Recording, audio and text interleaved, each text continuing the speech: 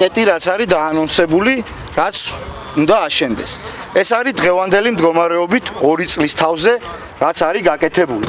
ოპოზიციური გაერთიანების წარმომადგენლებმა ქუთაისში პარლამენტის შენობასთან ბრიფინგი გამართეს. მათ ბიძინა ივანიშვილისგან ქუთაისში საუნივერსიტეტო ქალაქის მშენებლობის პირობა და გარანტიები მოითხოვეს. უმორჩილესად გთხოვთ იქნებ გაგვიმხილოთ, როდის არის დაგეგმილი აღნიშნული მშენებლობის დასრულება, როდის შეიძლება გქონდეს 60,000 სტუდენტის ჩვენს ქალაქში სასწავლებლად ჩამოსვლის იმედი. პარლამენტის ალტერნატივად რას თავაზობთ ქალაქს? და თუ რიტორიკულ კითხვაში არ ჩაგვითვლით ქუთაისთან მიმართებაში რაიმე სამოქმედო გეგმა გააქვთ. სწორედ ამ კითხვებით მიმართეს ქართული ოცნების ლიდერს ოპოზიციის წარმომადგენლებმა ბრიფინგზე. საიდან გავიგოთ 2012 წლიდან მოყოლებული დღემდე არის დაპირება, რომ ქუთაისი გახდება საუნივერსიტეტო ქალაქი და ის მიიღებს საუნივერსიტეტო კომპლექს.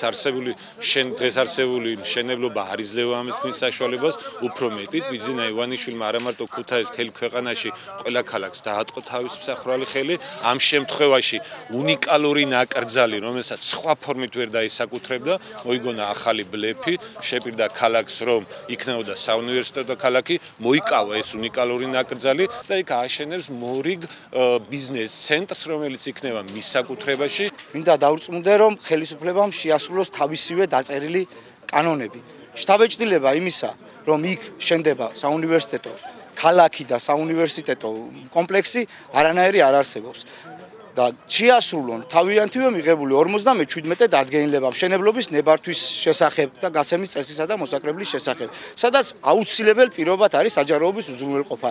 გამოიკრას შესაბამისი საინფორმაციო დაფა, სადაც იქნება აღნიშნული რა ფუნქციური დანიშნულების, რა ობიექტი შენდება, როდის დაიწყება, როდის დასრულდება, ვინ არის დამკვეთი და ვინ არის შემსრულებელი.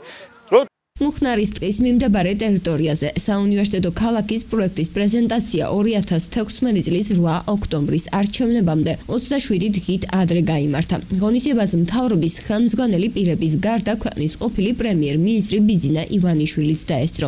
იმ დროისათვის სამშენებლო სამუშაოების დაწყებისა და დასრულების ვადები არავის დაუკონკრეტებია. მოგვიანებით კი 2017 წლის 2 მარტს ქუთაისში საკრებულომ საუნივერსიტეტო ქალაქის განაშენიანების გეგმა დაამტკიცა. ფონდი ქართულ საზოგადოებასთან ურთიერთობის სამსახურის ხელმძღვანელის განმარტებით კომპლექსის ძირითადი ნაწილის მშენებლობა 2019 წლის ბოლოსათვის უნდა დასრულებულიყო. შეეხება კონკრეტულად მუშაობის საკითხს, რომელიც ასე აინტერესებს განსაკუთრებით ქუთაისს. ეს დაიწყება ამავე გაზაფხულს. ფაქტიურად შეიძლება ითქვას, შუა გაზაფხულზე დაიწყება სამუშაოები და გაზაფხულის ბოლოსთვის უკვე აქტიურ ფაზაში შევა. გაგრძელდება ეს 2019 წლამდე ძირითადი კომპლექსის მშენებლობა, იმიტომ რომ უნდა გავითვალისწინოთ ჩვენ, რომ კომპლექსი არის დიდი და ჩვენ ვფიქრობთ იმაზე, რომ პერსპექტივაში ის კიდევ უნდა განვითარდეს. ფონდი ქართულს ეს დაპირება არ შესრულდა. უნივერსიტეტის გახსნის თარიღმა 2020 წლისათვის გადაიწია. და თუ სამუშაოების ტემპით ვიმსჯელებთ, ეს პროცესი კიდევ რამდენიმე წლით გადავადდება. თამარ ქავთარაძე, ტელეკომპანია მეგატივისათვის.